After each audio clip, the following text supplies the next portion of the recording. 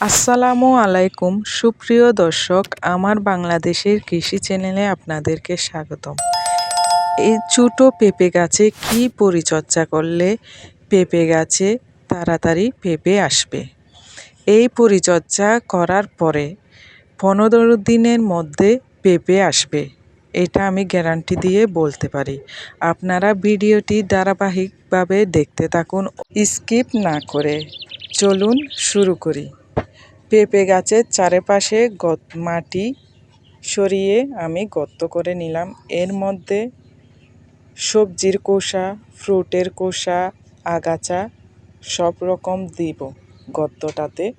আপনারা 1 মুঠো পরিমাণ সাদা সার বা ইউরিয়া, 1 মুঠো পরিমাণ টিএসপি বা কালো সার, আর সামান্য করে পটাশ বা লাল সার দিবেন।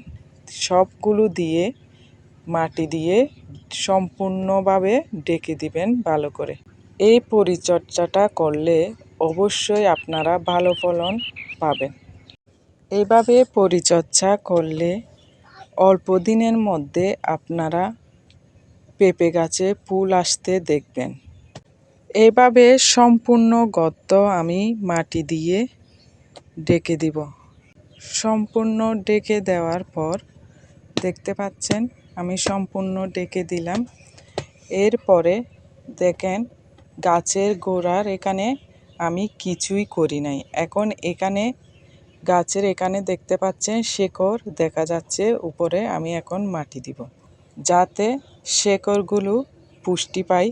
আমি এই মাটির সাথে জৈব সার মিশিয়েছি। আপনারা মাটির সাথে জৈব সার মিক্স করে এভাবে আলগা করে গোড়ায় দিয়ে দিবেন, কিন্তু মাটি আলগা করবেন না, কারণ এখন বর্ষাকাল।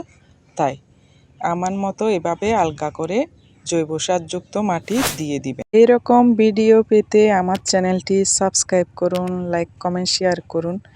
পরবর্তী ভিডিও পাওয়ার জন্য নোটিফিকেশনটি অন